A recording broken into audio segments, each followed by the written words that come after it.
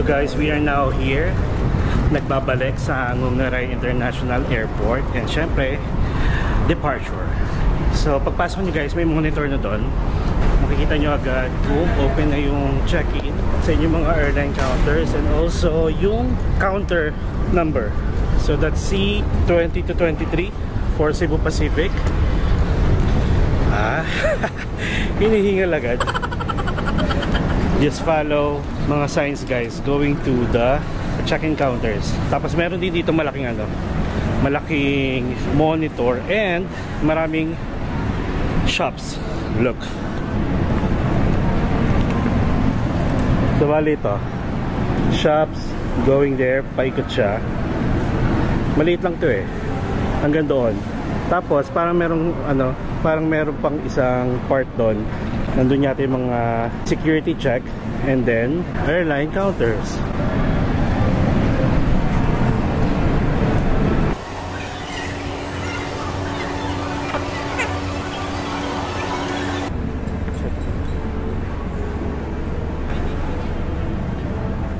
Okay guys, so we just passed by the security check. Punta na tayo sa ating counters.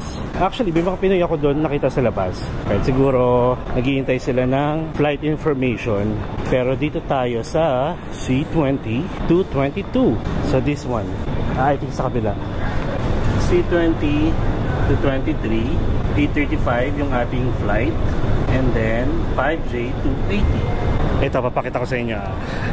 Di ba ang counter natin is C20 to 23. Kapag iti-check nyo pala yung mga counter guys, may mga number. Okay, wait.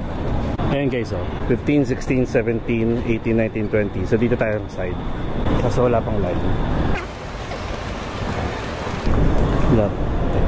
Wala pa po? Wala yeah. pa po.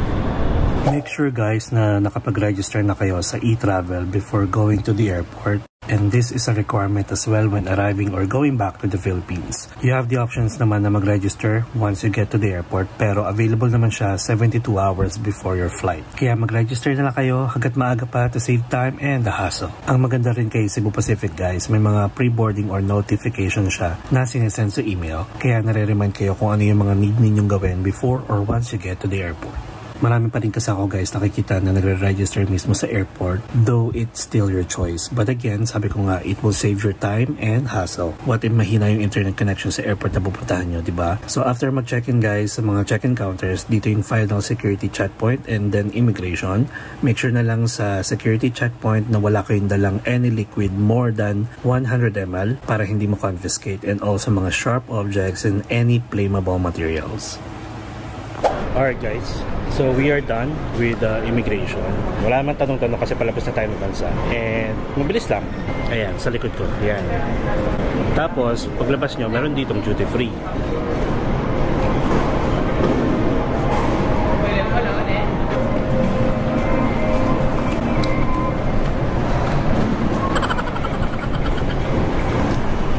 Bye-bye baby.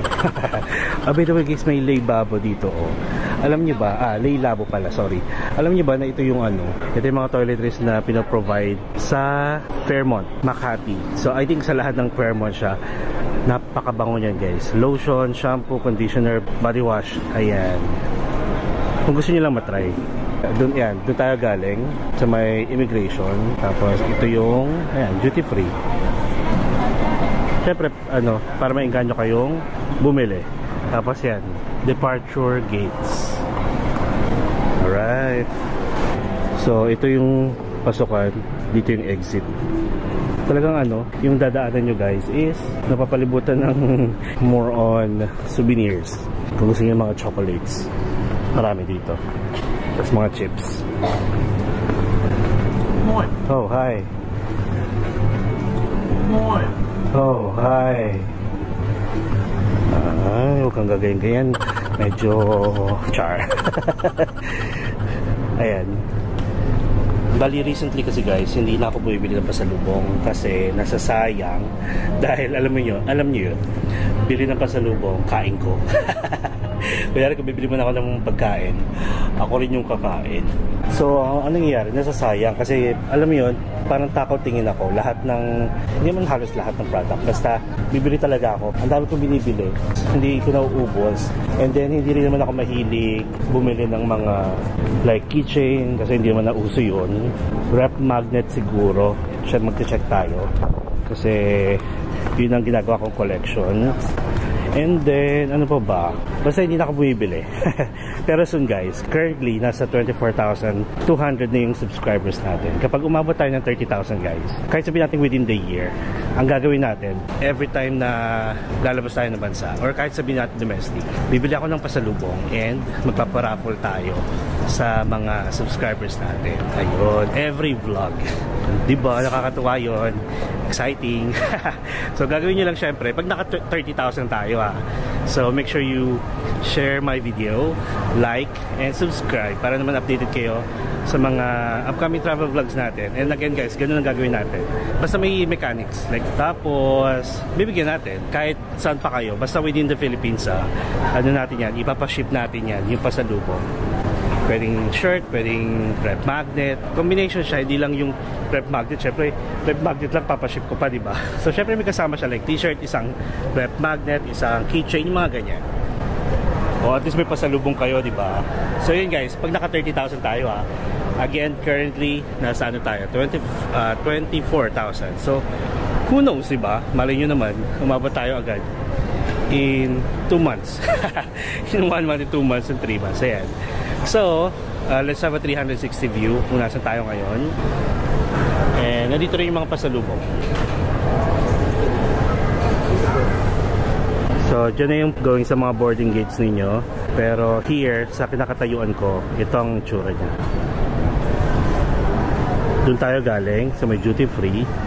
Tapos, yan, maraming shops. Yan, may mga chicken, kung nagugutom kayo. Ayan. Guys, it will be a 4-hour flight going back to the Philippines. So, nakatulog naman na tayo. Pero, syempre, hindi natin masasabi baka antokin tayo sa 4 hours ba naman na yun. Kung may mga natitira kayong mga Indonesian rupiah, tapos hindi naman kayo babalik soon dito sa Bali, then siguro pwede nyo pwede na kayo kumain dito. Hindi ko lang alam kung ano yung price, pero syempre pag nasa airport, alam niyo naman yung price.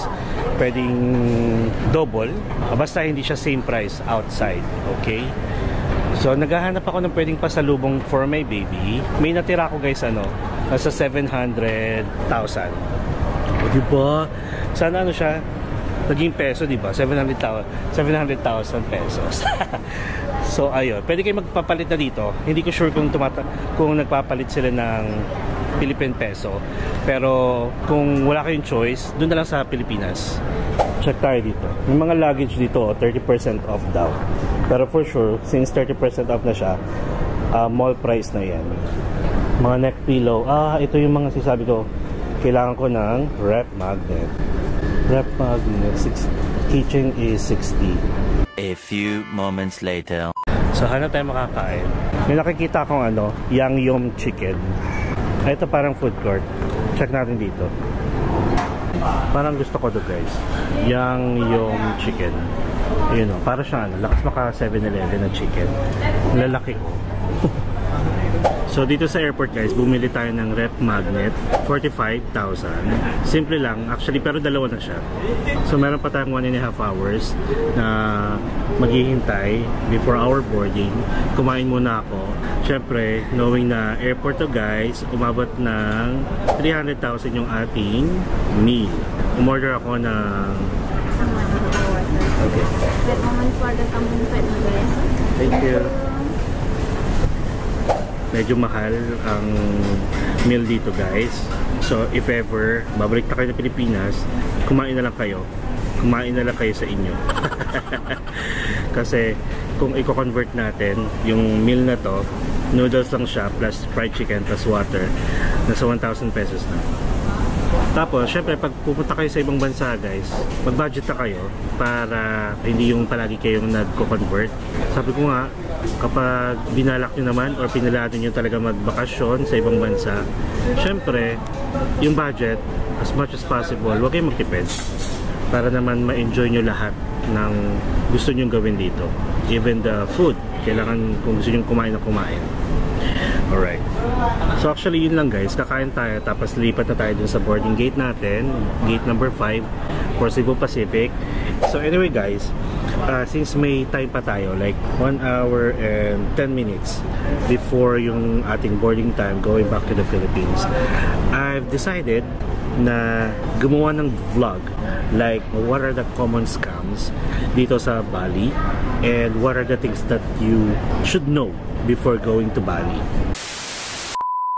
para at least pagdating nyo dito hindi kayo parang maku-culture shock or ma-overwhelm sa mga na-experience nyo or sa mga nakikita nyo. And by the way guys, lahat ng tour na kinuha natin dito sa Bali ay sa Klook ko siya binook. You can use my promo code MarkParagasKlook for instant discount, and not only activities guys, also hotels up to 5 times per account or per user. And also guys, don't forget to subscribe to my channel, Mark Paragas Official, and hit the notification bell para updated kayo sa mga upcoming travel vlogs pa natin. And then you can also follow my Instagram and Facebook account para naman updated din kayo sa mga Instagrammable and pictures spot, not only here but sa mga susunod pa nating travel vlogs. Okay, so without further ado, dami ko na sinabi. Okay guys, so let's start. So guys, if you're going to Bali, make sure to take probiotics, like mag-Yakult kayo at least 2 weeks before going to Bali, kasi nga they have a what they call Bali belly. Other terms of Bali belly is food poisoning. Maraming naka-experience dito guys, lalo kung masyadong sensitive yung mga tiyan ninyo. Though ang mga masyadong nagrereklamo at maraming nakaka-experience nun is mga western people. So mangyari guys is pag kumain kayo dito, lalo na sa mga hindi kilalang food shop or uminom kayo ng water galing sa faucet, automatic guys, magkakaroon kayo ng diarrhea. So ayun, it is not safe to drink water directly the faucet.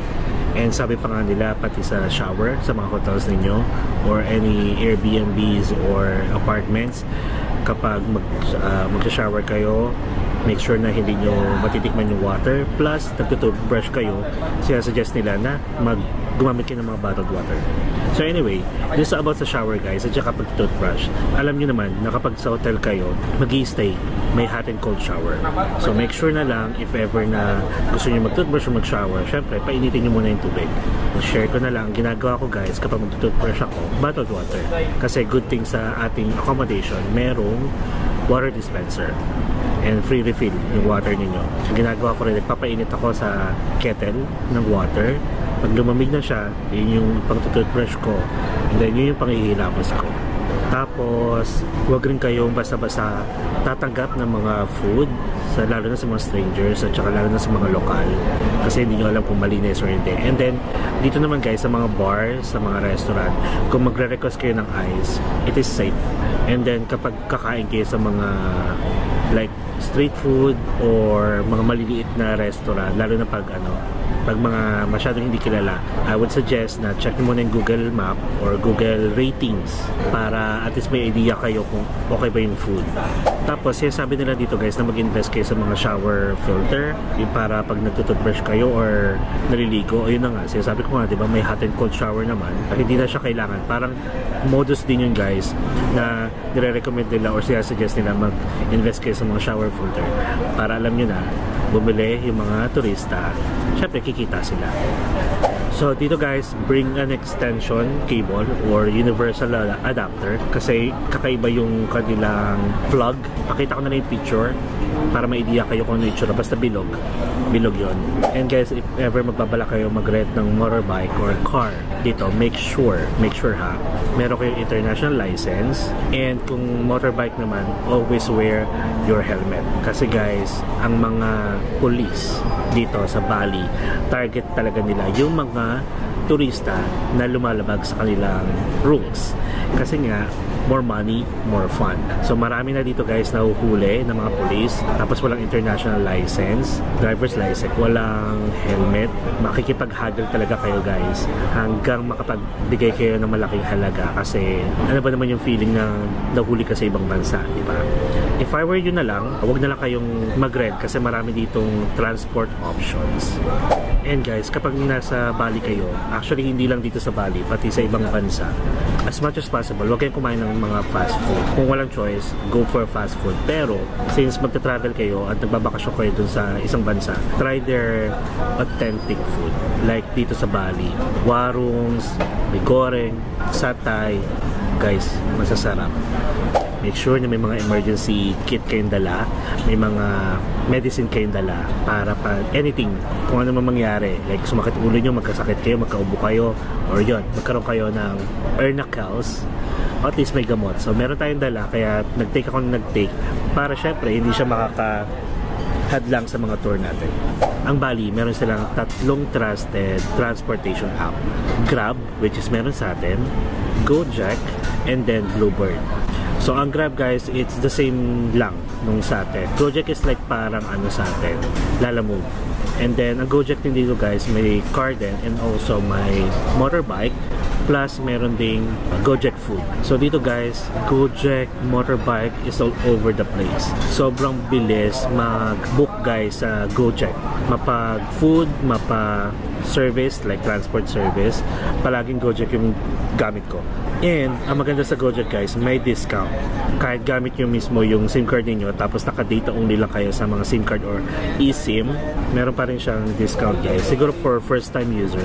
And then meron din silang Bluebird. Yung Bluebird guys is more on sasakyan at yun yung mga taxi. Marami kayong mapapansin na mga naka-Gojek jacket outside of your hotel, outside of your accommodation, tapos tatanungin kayo kung saan kayo pupunta. Don't try to haggle the price, don't try to talk to them na lang, ignore them, kasi ang mangyayari, doble yung price na sisingilin sa inyo. Pwedeng nag-usap kayo initially, like bago ka sumakay, pagbaba mo magugulat ka na lang, and yun yung tinatawag nila mga outside app na driver. Mapapanggap na Gojek driver, tapos tatanungin kayo kung saan kayo pupunta, doble guys. So make sure na use the app kasi sobrang bilis na talaga, sobrang dali gamitin, user friendly. Maraming taxi dito na parang sa atin. Ang scam naman dito guys, same lang sa atin, na hindi magme-meter tapos fixed price, and then pwede pang tumaas ng tumaas, depende kung biglang traffic. Alam niyo naman, pag maraming excuses sa traffic, pa-add or and so on. And ito, things you should know, lahat ng pumapasok dito sa airport guys nagbabayad ng parking fee. Baka lang magulat kayo na kapag nag-book kayo ng Grab, nag-book kayo ng Bluebird, o nag-book kayo ng Gojek, all the way from here sa airport, biglang may additional on top of the booking rate na nakita nyo sa app. So again, you should be aware kasi baka naman magreklamo, hindi nyo alam, ganun pa rin nangyayari. So yun, may fee on top of the booking fee, okay? If you want to exchange your money guys, make sure to do it dun sa mga bangko talaga na legit, sa airport, sa mga bangko, and wag dun sa mga small money exchange shop. May scam lang kayo guys. Ang known scam dito ng mga money changer, lalo na kung hindi kilala or kasi mga nasa tabi-tabi lang, bibilangin nila na paulit-ulit yung pinapapalit ninyo hanggang sa lilituhin kayo na okay, sakto na siya, tapos bibilangin ito, sakto na siya. I-make sure nila kayo na binilang nyo talaga in front of their customer hanggang sa ilagay mo na siya sa bag mo. Pero pag binilang mo siya, kulang na kulang guys. Sasabihin nila guys na tinago mo siya. Kayo papalabasin na scammer. Okay? So yon. Drugs here guys, sobrang illegal. Don't do drugs here. Actually, hindi lang naman dito, kahit sa ibang bansa. Kapag nahuli kayo, alam nyo naman, ang ipa-follow nilang rules is yung rules nila dito sa bansa. Which is, you can fine, you can go to prison, or worst case scenario, ganon. Kapag lalabas kayo guys, or kapag pupunta kayo sa Bali, always bring cash. You can use your credit card, but automatic guys, lahat ng credit card dito merong service charge. Hindi ko lang alam kung magkano yung charge, so para hindi kayo malugi, always bring cash. And once you get here guys, always respect their culture, respect the temples. Sobrang sacred sa kanila guys yung mga temples, and kapag may mga sign kayo nakita na do not climb, just follow their rules. Lalo na tayo yung mga turista sa bansa nila, mahiya naman tayo, respect. And temples guys is an important part of Bali's culture and religion. Talking about the tour guys, kumuha ka sa Klook kasi may discount, plus wala ka nang iisipin. Hintayin mo na lang yung pick-upin ka, tapos ihahatid ka rin sa mga accommodation ka nakastay. Ang suggestion ko na kapag mag-book kayo ng tour, make sure na aware kayo sa mga exclusions, and also sa mga optional. Para hindi kayo magulat na baka biglang optional lang pala siya, bakit hindi ginawa, or akala nyo included yung attractions na yon sa tour ninyo, yung mga ganong eksena, para naman hindi kayo magulat. May mga ganon kasi ako na-experience guys, pero aware ako kung kasama ba siya sa tour or hindi. Like yung mga lunch natin, mga food natin, mga meals, hindi siya kasama. Plus merong mga attractions na may entrance fee na hindi rin kasama. And karamihan sa tour dito guys, mas mura kapag joiner kayo. Mahal siya guys pag private tour like solo. Same sa Thailand guys. Kapag pupunta kayo sa mga temple, it is a must to wear clothes. Dapat hindi kita yung tuhod ninyo at saka yung balikat ninyo. If ever naman gusto nyo talaga comfortable yung mga suot ninyo, okay lang. May mga libreng sarong or libreng shawl na pinaprovide yung mga attractions. And guys, I must say, Balinese people sobrang friendly, sobrang approachable, and sobrang mababait. Siguro parang sa atin lang din, di ba? Ano tayo? Talagang always smiling, and then grabe yung hospitality natin. Parang gano'n lang din. Huwag nyo lang silang kakampiin, mga ganyan. Or huwag kayong mag-start ng away kasi syempre palaban din yung mga tao. Lalo na kung nasa ibang bansa kayo guys, make sure to follow their rules, their culture, and respect them. Kasi mahirap na magkaroon ng gulo. Add ko na lang din guys na kapag may pupuntahan kayo mga temple or mga forest, like yung Monkey Forest and sa Uluwatu Temple, secure nyo yung mga gamit niyo, secure nyo yung eyeglass niyo or any belongings na pwedeng i-snatch ng mga unggoy. Maraming unggoy dito guys. 2 beses ako naka-witness na yung shades nila kinuha ng unggoy. Though nakuha naman, pero syempre huwag nyo nang hintayin yung ma-experience nyo yun mismo kasi mga aggressive yung mga unggoy. Huwag nyo salang tititigan masyado, like huwag kayong lalapit para picturean, like close up. Pwede rin agawin yung mga cellphone ninyo. Huwag nyo rin hayaan na pumatong sa inyo kasi possible baka yung mata nyo dukutin or whatsoever. Anything, basta mga aggressive animals yan, mga wild animals, be careful. O diba, nagamit natin yung time ngayon, so 7:16 na. We only have like 35 minutes left before boarding. Tapos hindi pa ubos yung ating pagkain. So yun lang guys, and if ever may maisip man ako or may nakalimutan ako sabihin, i-add ko na lang dito sa dulo ng video. And guys, since first time ko dito sa Bali, we will have a separate video or vlog about budget tips and recap. Like kung magkano yung nagastos ko dito, kung ano yung mga tour na kinuha natin, i-recap ko guys from day 1 hanggang sa makauwi tayo ng Pilipinas, kung ano yung mga guide na pwede ko ibigay sa inyo. Like recap talaga siya guys, summary ng mga budgets, tours, experience, review, ratings, etc. Para naman may idea kayo again, since first time ko, lalo na kung baka first time nyo rin, alam nyo yung mga gagawin ninyo. By the way guys, Klook will have its first ever Klook Creator Awards. Limited slots lang yun, so we were invited, and guys, we will be able to meet yung mga Klook creators na kilala nyo for sure sa YouTube, like JM, Marvin Samako, ayun yung mga pinafollow ko mga Klook creators, mga YouTuber. Tapos sana si Go With Mel, ma-meet ko kayo at makita ko kayo dun sa Klook Creator Awards. And also si Jax, na kilala bilang, aside from being travel vlogger, yung nagbibigay ng mga guides and tips on how to use credit cards. Diba? Nakakatawa. And Archie, I'm so excited kasi I'm gonna be meeting a lot of travel vloggers, and almost lahat guys, travel vloggers. Si Kuya Japs, shoutout sa'yo Kuya Japs ng Siargao, nag-message sa akin kahapon na, or ng isang araw na pagbabalik daw ako ng Siargao, libre niya na daw yung tour ko. So sabi ko, nakakahiya naman kasi syempre he's trying to earn, diba? Pero we'll see Kuya Japs kung Parang piling ko wala na akong time this year. So next year, definitely I will be back in Siargao. Kasi marami pa akong hindi napupuntahan. Yun nga, yung mga tour na pinaprovide mo. We'll see you there. Tapos shoutout na rin din sa mga tour guide na try na natin. Si Kuya Melvin sa Bohol, Kuya Jonathan, kamusta ka? Yung na-meet natin sa Macau, kaya di natin siya naging tour. Si Kuya Bert, plus yung mga driver natin sa airport transfer sa Taiwan. Si Kuya Mark, Kuya Eric, tsaka si Kuya Vincent na hindi ko pa na-meet. And syempre dun sa mga naging friends natin during the trip, guys. Hello sa inyo, and I hope magkita-kita ulit tayo or makita ko kayo sa mga other travel. And syempre, hindi pwede ko lang shoutout yung ating mga avid followers, subscribers, mga nagko-comment, na mga nagtatanong, okay lang kasi mabilis naman tayo sumagot. Thank you guys kasi alam kong nanonood kayo.